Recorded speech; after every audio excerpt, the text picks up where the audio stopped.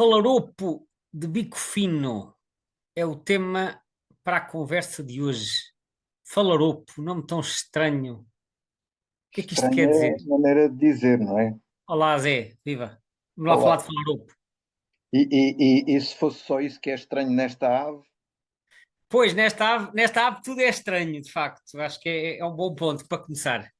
eu acho que esta ave estaria para as nossas sociedades aquilo que seria o equivalente a uma sociedade matriarcal.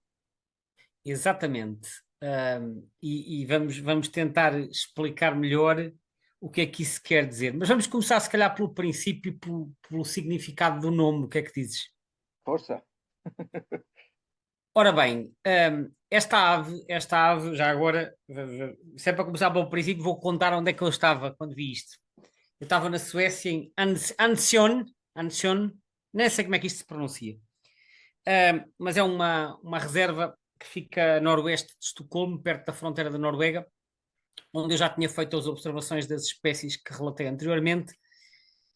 E, ahm, e enquanto lá estava, isto foi no dia 6 de agosto de 1989, e a certa altura uh, visitei lá um sítio que tinha assim um daqueles observatórios, daquelas barraquitas de madeira, que estava ao pé de uma charca, e quando eu entro do observatório, mesmo à frente do observatório, mas para aí a 4 ou 5 metros, estava um falaropo de bico fino a nadar, todo contente, assim, a girar em círculos, a apanhar coisinhas da água. Portanto, eu nem sequer estava à espera de ver esta espécie, que era assim uma coisa um bocadinho desconhecida para mim, mas ainda por cima aparece-me quase mesmo à frente da janela do observatório. Quase que dava para vir comer à mão, passo o exagero. Estava mesmo perto. Portanto, fui presenteado com um falaropo de bico fino, assim mesmo, em excelentes condições de observação. Ora, o falaropo, Nunca vi tal espécie. eles em Portugal, esta espécie não é muito comum, e já vamos falar disso, se calhar, mas convém só para contextualizar aqui um bocadinho. Esta espécie é uma limícola, mas é uma limícola, como tu disseste, que nesta espécie tudo é estranho, é uma limícola que nada. Tem a particularidade. Há outras limícolas que conseguem nadar, como é o caso dos alfaiates e dos pernas vermelhas, às vezes nadam, mas os falaropos, porque na verdade há mais duas espécies de falaropos, os falaropos estão especialmente adaptados a nadar. E é isso que também, em parte, explica o nome científico. Mas quem deu o nome a esta espécie foi o Linneu. Isto é uma ave que há na Suécia e as aves da Suécia, na sua maioria, foi o Linneu que classificou. Se bem que neste caso ele não classificou esta espécie com base numa ave obtida na Suécia e sim uma obtida nos Estados Unidos que lhe foi trazida por outra pessoa, porque esta ave também ocorre na América do Norte. E ele achou que era parecido com os tringas, portanto, que é um género de maçaricos e que ele já tinha usado para designar o maçarico bico-bico, que é o Tringocropos, que é a espécie tipo do género tringa, e então ele chamou a esta ave Tringa tobata. Tobata. Mas ele enganou-se, não era tobata que ele queria dizer, era lobata. Quer E dizer que, além de ser esquisito, ainda ficou com... até se enganou no nome, o homem, até se enganou no nome. Ele depois, ele escreve isto, ele publica isto na 10ª edição do Sistema Natura, o tal grande trabalho de 1758, e no final dessa obra, na página 800 e qualquer coisa, ele põe lá uma errata, e na errata, entre outras coisas, põe lá que não é onde está Tobata, deve-se ler Lobata. Lobata. Isso seria digamos, uma referência à forma das patas, não? Exatamente. Lobata porque os pés são lobados. São lobados, ou seja, têm lobos ou lóbulos.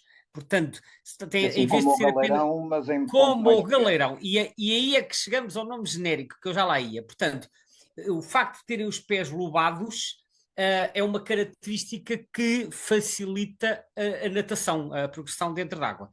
Mas E é também isso. parece ter assim uma ligeira membrana interdigital, não é? Aquilo é Sim, assim uma coisa. vagamente, não tão grande como os patos, mas sim, tem O tanto. certo é que eles eh, geralmente estão bem adaptados à natação, não os é? dedos são mais desenvolvidos. Só que, entretanto, ele, pouco tempo depois, há um naturalista francês que eu já falei anteriormente, que era o Mathurin Jacques Brisson, E o Brisson, ele também aderiu à nomenclatura com estes nomes latinos, mas ele na altura não seguia bem a organização dos nomes propostas pelo Linneu e, portanto, os nomes propostos pelo Brisson para várias espécies acabaram por nunca ser adotados, só que ele propôs vários géneros novos e esses géneros, esses sim, acabaram por ser adotados. E um dos géneros que o Brisson propôs, o Brisson era francês, um dos géneros que ele propôs foi exatamente o género Phalaropus. Ora, e que foi este género que depois foi aproveitado para os Phalaropus. Ora, Phalaropus é uma palavra que vem do grego e que é uma palavra composta por falaris e pous. Pous quer dizer pé. Aparecem muitas outras palavras como ocropos, cloropos, eritropos, e portanto aqui aparece Phalaropus. Portanto, pous é pés. E falaros vem de falaris. Falaris é falaridos vem do grego, que é uma ave que não se sabe exatamente, uma ave aquática que não se sabe qual é, mas que se pensa que seria o galeirão. E essa designação passou a ser usada na ornitologia. Portanto, falaros seria o galeirão. Então, falaropos significa que tem pés de galeirão. E então este género falaropos proposto pelo Brisson significa que tem pés de galeirão. E é o que isto quer dizer, é pés de galeirão lobado. Então o Brisson propôs aqui um novo género, exatamente que descreve as características desta ave e aquilo que a distingue, que é ter as patas com este formato. E em francês ele acaba por afrancesar este nome, e em francês isto passa a chamar-se Phalarope. Eu penso que este nome em francês, para as aves deste género, deriva exatamente do nome latino que o Brisson cunhou. E a partir daí chega ao espanhol, Phalarope, já com F, porque em francês era com PH, e eu penso que é assim que ele chega ao português, porque a primeira referência que eu consegui encontrar para o nome Phalarope em português vem na lista de nomes do Sacarrão, publicada em 1979, de Sacarrão e Soares. Não encontrei referências mais antigas, não garanto que não haja, mas não as encontrei. Portanto, eu penso que então o Brisson vai cunhar este nome, aproveita para o francês, do francês chega ao espanhol e do espanhol para o português, e é assim que nós então passamos a usar o nome Phalarope para descrever esta ave e outras do mesmo género. Também não é propriamente uma ave assim comum aqui em Portugal, não é? Não é nada comum, porque Portugal está fora da área normal de ocorrência do falaropo de bico fino. O falaropo de bico fino é uma ave migradora, tem uma distribuição holártica, ele nidifica em regiões boreais, quer na América do Norte, quer na Europa, quer na Ásia, grosso modo acima eu diria, dos 60 graus norte de latitude, portanto estamos a falar, nidifica no Alasca, no Canadá, e mesmo no Canadá é só no centro e no norte, não é no sul. Depois na Groenlândia, na Islândia, na Escócia, nos países nórdicos, portanto Escandinávia, Finlândia, e depois por uma faixa da parte norte da Rússia. Isto é a zona de reprodução. A zona de invernada tem várias, tem uma na zona da Indonésia, Mar das Filipinas, essa zona aí a norte da Austrália e da Papua. Tem outra no Pacífico, ali entre a costa do México e a costa do Peru e do Chile. E depois tem uma zona central no Oceano Índico, que é para onde para onde vai a grande maioria das aves europeias, que é no Mar Arábico, ali ao largo do Iémen e do Omã. E, portanto, pensa-se que a maioria das aves que nidifica na Escandinávia, na Finlândia e na metade ocidental da Rússia migra para o Mar Arábico, onde irá passar o inverno. Penso que também vão alguns para o Mar Vermelho, aparecem nessa zona, e eles migram por terra. Migram por terra e fazem paragens em sítios como o Mar Cáspio e noutros lagos da Ásia. Eu sei de um observador que uma vez esteve há muitos anos no Cazaquistão e ele disse-me que lá no Cazaquistão esteve ao pé de um lago e que viu milhares de falaropos de bico fino, que eram certamente aves que vinham em migração das suas zonas de reprodução para o Mar Arábico ou vice-versa, já não me recordo em que época que isto era. Portanto, eles migram por terra. Ora, a sua rota de migração normalmente não atravessa a Europa Ocidental. Acontece que quase todos os anos há um ou dois que vêm cá parar. E, portanto, não é raro, ou melhor, é raro, mas é de certa maneira regular haver indivíduos isolados, ou mais raramente aos pares, portanto, 2, ou muito mais raramente 3 ou mais, que aparecem quer na primavera, quer no outono, no nosso território. Geralmente em lagoas costeiras, sei lá, lagoas como Santo André, por exemplo, ou a Barrinha dos Moris, ou então em salinas junto a estuários. São os sítios mais habituais de ocorrência. Sobretudo no sul, embora apareçam mais a norte também, mas é sobretudo no sul do país, e mesmo em Espanha eles aparecem na costa sul e na costa leste, que é a costa mais do Mediterrâneo. Portanto, são muito mais raros. Aqui para nós também aparecem na costa, não é? Principalmente na costa, não exclusivamente. Há coisa de 2 ou 3 anos apareceu um aqui no Alto Alentejo, ali na zona de Elvas, na barragem do Caia.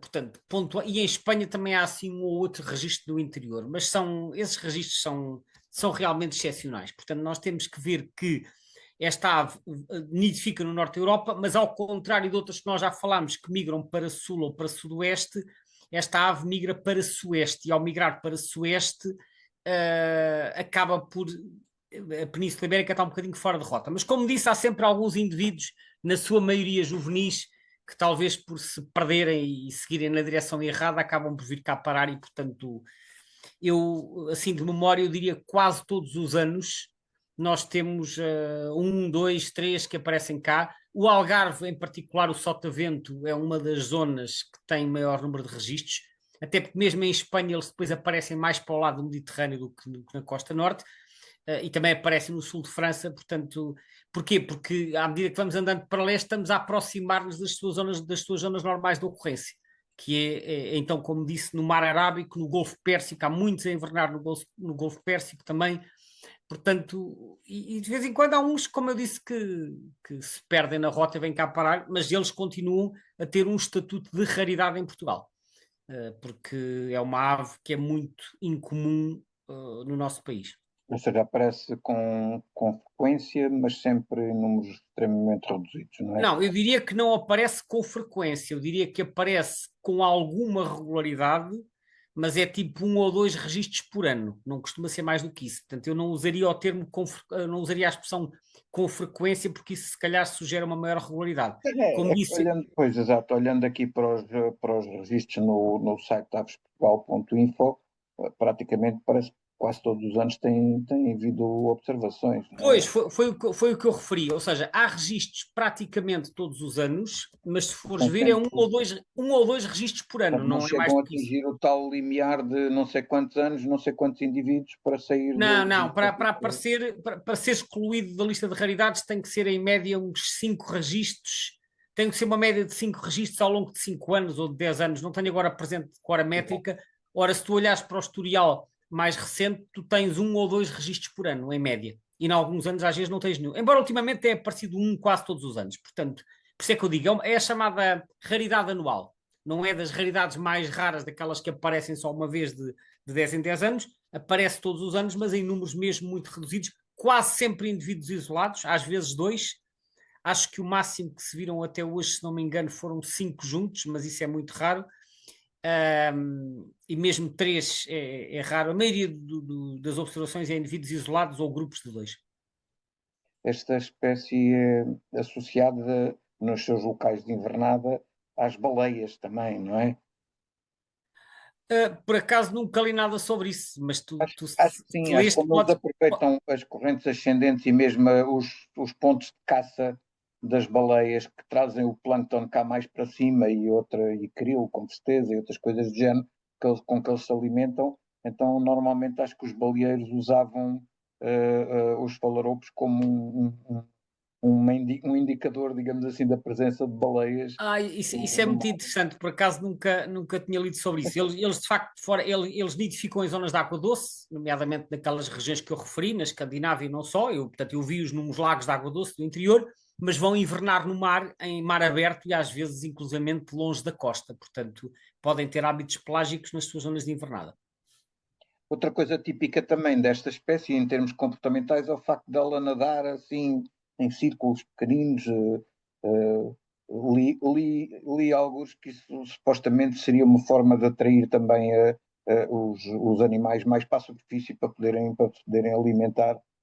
Sim, é provável. Portanto, eles alimentam-se sobretudo de invertebrados aquáticos, portanto, insetos aquáticos muito mais raramente podem capturar peixe, mas, portanto, é sobretudo aquáticos e, portanto, essa forma de se alimentar pode realmente ser para agitar um bocadinho a água para conseguirem fazer com que as presas se mexam, imagino eu.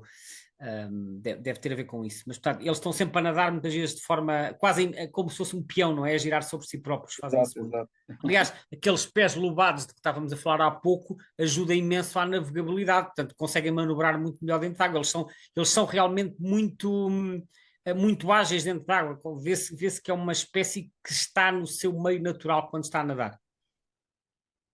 Vamos lá ao tal aspecto desta inversão de papéis entre macho e fêmea nesta espécie. Conta-nos lá Exato. como é que isto funciona.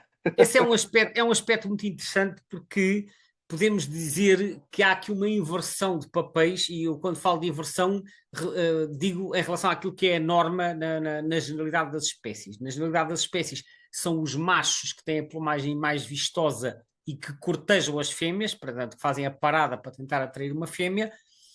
Pois nos falaropos há aqui uma inversão no sentido que são as fêmeas que têm a plumagem mais colorida que os machos, portanto mais vistosa, e são as fêmeas que fazem a corte para tentar atrair um macho. E pelos Uh, vistos, de forma agressiva entre elas. sim, sim, sim, ou seja, portanto, elas fazem aquilo que noutras espécies os machos fazem. Depois de formados os casais, as fêmeas, enquanto fêmeas que são, põem os ovos, mas depois dão à sola e deixam os machos a tratar da prole. E vão Portanto, procurar outro macho para fazer outra postura, segundo como. possivelmente. Portanto, a inversão não é apenas na corte, é ao longo de todo o processo reprodutivo.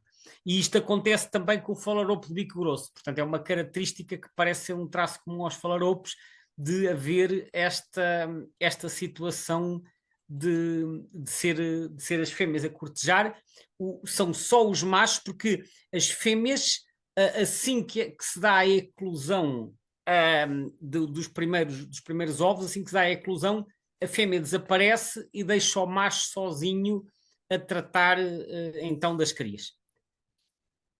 Este comportamento significa que nós aqui em Portugal, e nomeadamente essa diferença na plumagem entre macho e fêmea, portanto, neste caso mais vistosa na fêmea do que no macho, os que eventualmente aparecem por cá ainda vêm com algumas reminiscências dessa diferenciação da plumagem? Ou... Normalmente é assim, a maioria dos registros que nós temos cá, não todos, mas a maioria foi em agosto e setembro. Portanto, na tal migração pós-nupcial. Portanto, agosto, aliás, na página do Aves de Portugal, no final da lista de registros, há um gráfico com os registros, e esse gráfico mostra que o mês com mais registros é o de agosto e a seguir é o de setembro. Portanto, e a maioria, não todos, mas a maioria dos registros que aparecem nessa altura envolvem aves juvenis, e nas aves juvenis, em muitos casos, nem sequer é possível sexar. Depois há outros registros em que não há informação sobre a idade. Agora, há também um pico secundário de registros, porque depois há registros distribuídos por todos os meses do ano, mas a maior concentração é agosto, setembro, e depois há um pico secundário em abril e maio, que corresponde à passagem de primavera. E aí há registros de fêmeas adultas, não muitos, mas há. Porque depois porque é mais fácil identificar as fêmeas adultas na primavera, porque quando aparecem na primavera, em abril ou maio, já estão a envergar a plumagem nupcial. Enquanto que no outono, além de aparecerem muito menos adultos, mesmo assim adultos, eles já perderam as cores nupciais, já são um tipo adultos de inverno, e aí pode já não ser fácil, pode já nem sequer ser possível perceber se é macho ou se é fêmea. Portanto, na primavera é que aparecem indivíduos em plumagem nupcial, e aí sim há registros de fêmeas adultas, por exemplo, que passaram por cá. Agora, a verdade é que como eu disse, Portugal está fora da rota migratória deles, eles aparecem de vez em quando no final do verão, voltam a aparecer na primavera, mas no inverno quase não há registros. E, portanto, estas aves que aparecem por cá no final do verão devem continuar para qualquer lado, não sei se é para o norte da África, se é para a costa atlântica, não faço ideia, ninguém sabe para onde é que eles vão. A verdade é que depois, de vez em quando, aparecem na migração para cima também. Podem ir para a costa atlântica, podem ir para o Mediterrâneo, não sei mesmo. Acho que não há informação para onde é que eles vão. Continuando aqui a nossa conversa, entretanto, em relação ao Estatuto de Conservação, pelo que eu estive aqui a ver, ele aparece como least concern, quer a nível europeu, quer a nível mundial, apesar de, ao olhar para o mapa do EBBA, em particular para aquele mapa comparativo entre o primeiro e o segundo Atlas, isto, e em especial aqui nas zonas de Noruega, Bélgica, Finlândia, está cheio de quadrículas encarnadas, portanto, aquelas que indicam que a espécie deixou de ser observada naqueles sítios. Exatamente, ou seja, ela de facto, o estatuto de ameaça é pouco preocupante, quer a nível global, porque tem de facto uma distribuição vastíssima, quer a nível europeu, porque ainda assim a espécie é considerada muito comum na Europa, mas, como muito bem referes, tem havido uma diminuição a nível da área de ocorrência e É olhando para o apenas uma mapa. retração na área de distribuição ou há Não, mesmo mas uma é redução? uma retração bastante expressiva, em particular na Suécia, porque na Suécia eles vinham mais ou menos até meio e agora desapareceram aí de uma porção grande do território e agora só ocorrem quase na zona das montanhas, que fica ali perto da Noruega e depois no extremo norte. E mesmo na Noruega e na Finlândia também parece ter havido uma distribuição, uma diminuição. Portanto, aparentemente a espécie está a regredir. Eles referem no site da BirdLife, eles tecem algumas considerações sobre quais são os fatores de ameaça. Eles dizem que tem havido alterações de habitat devido ao aumento das temperaturas e às alterações climáticas, isto mais em relação à América do Norte, porque eles também ocorrem na América do Norte, e outros aspectos que eles referem é a extração de torfeiras, porque nestas latitudes, às vezes em zonas assim mais montanhosas, há torfeiras, e que a extração de torfeiras acaba por provocar também a distribuição de habitat. No caso das zonas de invernada que ficam junto à costa, as dragagens, que também podem pôr em causa a qualidade do habitat. E outro problema é a introdução de predadores invasores que podem também constituir uma ameaça para esta espécie. Portanto, a introdução de espécies invasoras que sejam predadoras. Portanto, ele tem estado a encolher, a tendência global da população é de diminuição e, portanto, enfim, tendo em conta a forma como ele diminuiu a nível de área, né, nesses países do norte da Europa, eu até fico um bocado surpreendido que não tenham feito, passado, por exemplo, para a NT, porque quer a nível europeu, quer a nível da Europa, da Europa comunitária, portanto da União Europeia, o estatuto continua a ser pouco preocupante e até há estimativas para a população europeia. A população europeia andará entre os 40 mil e os 70 mil indivíduos, que é um número já bastante razoável, mas ainda assim tendo em conta a tendência, enfim, não sei, haverá aqui análises quantitativas, o mapa impressiona um bocadinho porque de facto encolheu imenso para norte, mas talvez não tenha ainda atingido aquele limiar para passar a ser considerado ameaçado. Já agora, só para concluirmos aqui a nossa conversa, porque falámos aqui de uma série de aspectos da ave, mas talvez não fosse uma ideia referir aqui um bocadinho sobre a identificação, como é que se identifica esta espécie, para além destes aspectos comportamentais que já falámos. Bom, de facto, quando se vê um falaropo, pela sua peculiaridade, pelo aspecto, pelo hábito de estar a nadar, eu acho que os falaropos não se confundem com outro tipo de limícolas, embora eles sejam vagamente aparentados aos tringas. Aliás, o Linneu colocou inicialmente no género tringa e estão na família dos escolopacídeos. A confusão dá-se exatamente entre o falaropo de bico fino e o falaropo de bico grosso, que são as duas espécies de falaropos da Europa e que são realmente muito parecidos. Bom, as diferenças em plumagem nupcial é mais fácil porque o falaropo de bico grosso fica todo vermelho por baixo e com o bico amarelo, e portanto em plumagem nupcial não se confunde. O problema é nos juvenis ou na plumagem invernal, porque é nessas situações que nós os podemos ver.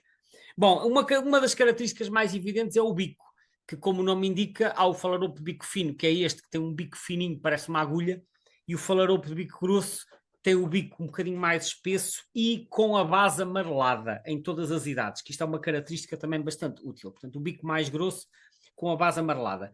De resto, outras características, o adulto invernal, já agora, o falaropo de bico grosso é ligeiramente maior, tem 20 a 22 centímetros, enquanto que o falaropo de bico fino tem 17 a 19. Mas isso é uma diferença pequena e nós, quando vemos uma ave isoladamente, se não tivermos algo para comparar, pode ser difícil avaliar o tamanho. O falaropo de bico grosso, em plumagem de inverno, tem o dorso liso, enquanto que o falaropo de bico fino tem o dorso ligeiramente riscado. E no caso da plumagem juvenil, o falaropo de bico fino também tem umas riscas mais proeminentes no dorso do que o falaropo de bico grosso. Portanto, o padrão riscado é mais evidente em todas as idades no falaropo de bico fino do que no falaropo de bico grosso. E depois, no caso dos juvenis, em mudança para primeiro inverno, normalmente também a coroa escura do falaropo de bico fino é um bocadinho mais evidente do que no falaropo de bico grosso, mas é preciso ter um bocadinho de cuidado a este aspecto, porque quando as aves estão em muda, às vezes estes padrões podem variar um pouco ao longo do tempo. Portanto, tal como acontece na generalidade destas aves que são muito parecidas, convém olhar para mais do que uma característica para poder tirar conclusões. Há ainda o aspecto do habitat. O falaropo de bico grosso em Portugal ocorre quase sempre em mar aberto, mas eu digo quase porque ocasionalmente aparecem em estuários ou noutros sítios costeiros. O primeiro que eu vi foi na Quinta do Marinho em Olhão, portanto não foi no mar. Embora o falaropo de bico grosso apareça sobretudo no mar, o falaropo de bico fino em Portugal aparece sobretudo em lagoas costeiras e salinas, como eu disse. Mas o habitat é apenas um critério de apoio. Não devemos identificar aves só com base no habitat. Portanto, recapitulando, falaropo de bico grosso um bocadinho maior, as riscas do dorso são mais evidentes no falaropo de bico fino e o bico do falaropo de bico fino é mais fininho, é preto, quase como uma agulha. O do falaropo de bico grosso é mais espesso e tem a base ligeiramente amarelada. São estas as principais características diferenciadoras. Obrigado, Gonçalo. Obrigado a todos os que nos ouviram. Vamos encerrar esta conversa por aqui e brevemente continuaremos com mais espécies vistas pelo Gonçalo, alguns lá pela... Obrigado e vamos continuar ainda pela Suécia, que esta viagem, como já percebeste, foi muito, muito produtiva. Até breve.